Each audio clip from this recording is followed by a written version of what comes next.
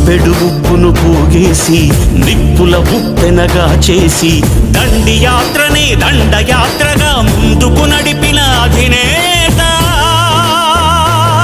సిసలైన జగజ్జేత. చరఖాయంత్రం చూపించి స్వదేశీ సూత్రం నేర్పించి నూలు పోగుతో మదపుటేనుగల బంధించాడు రజాతి పిత. సంకల్ప బలం చేత సూర్యుడస్తమిల్చని రాజ్యానికి పడమర దారిని చూపిన క్రాంతి. తూర్పు తెల్లారని నడి రాత్రికి స్వేచ్ఛాభానుడి ప్రభాత కాంతి. పదవులు కోరని పావనమూర్తి హృదయాలేలిన చక్రవర్తి.